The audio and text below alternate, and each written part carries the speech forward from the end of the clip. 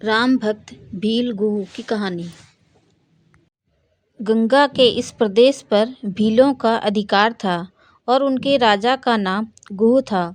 एक लोकप्रिय एक सशक्त शासक होने के साथ ही गुह राम का भक्त भी था। यह ज्ञात होने पर कि राम अपने लघु भ्राता लक्ष्मण और पत्नी सीता के साथ उसके क्षेत्र में आए हुए हैं, वह अपने मंत्रियों तथा परिजनों के साथ उनके स्वागत के लिए आ पहुंचा।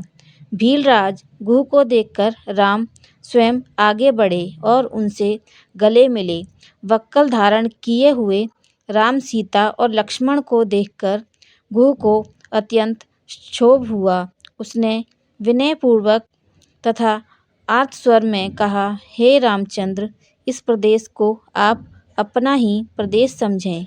आप यहाँ का अधिपति बनकर यहाँ का शासन संभाल लें। आपके समान समदर्शी एवं न्यायवेत्ता शासक पाकर यह प्रदेश धन्य हो जाएगा।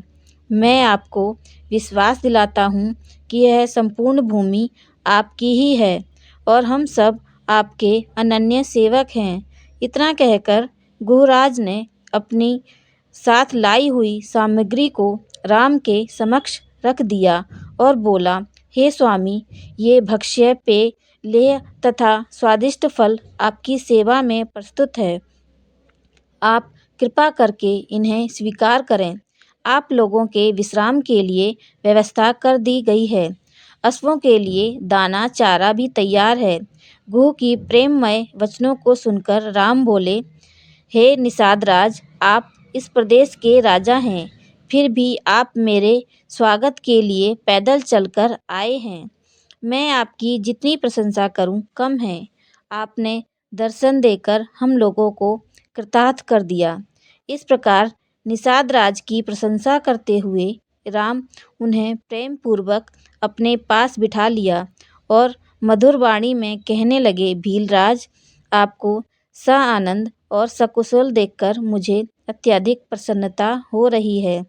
आपके द्वारा लाए गए इन उत्तमोत्तम पदार्थ के लिए मैं आपका अत्यंत आभारी हूँ, किंतु बंधु, मुझे खेद है कि मैं इन्हें स्वीकार नहीं कर सकता।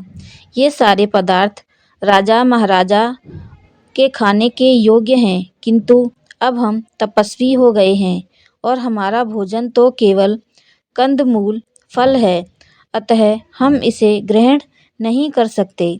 अश्वों के लिए आप जो दाना चारा लाए हैं उन्हें स्वीकार करके मुझे बहुत प्रसन्नता होगी, क्योंकि ये मेरे पिताजी के प्रिय अश्व हैं, जिनकी सदैव विशेष देखभाल की जाती है।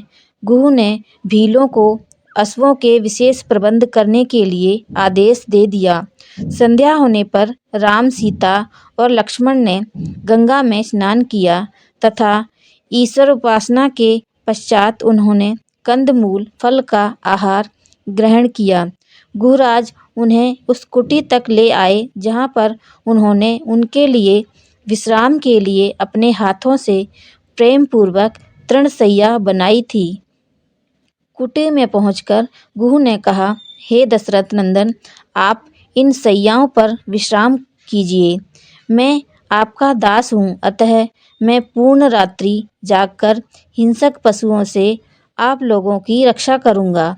आप हमें सर्वाधिक प्रिय हैं, इसलिए आप लोगों की सुरक्षा के लिए रात भर मेरे ये सभी साथी धनुष बाण लेकर तत्पर रहेंगे।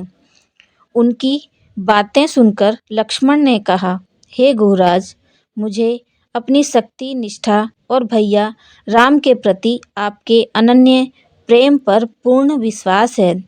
निसंदेह आपके राज्य में हमें किसी प्रकार की विपत्ति का आशंका नहीं हो सकती,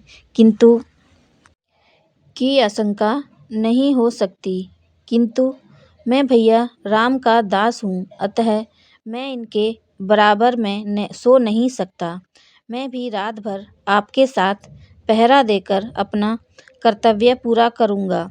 भीलराज, गुह और लक्ष्मण कुटी के बाहर एक शिला पर बैठकर पहरा देते हुए बातें करने लगे। लक्ष्मण ने गुह को अयोध्या में घटित समस्त घटनाओं के विषय में बताया। इस प्रकार यह रात्रि व्यतीत हो गई। जय सिया राम। मेरी ये कहानी आपको कैसी लगी मुझे कमेंट करके ज़रूर बताएं और मेरे चैनल को लाइक शेयर और सब्सक्राइब ज़रूर करें। धन्यवाद।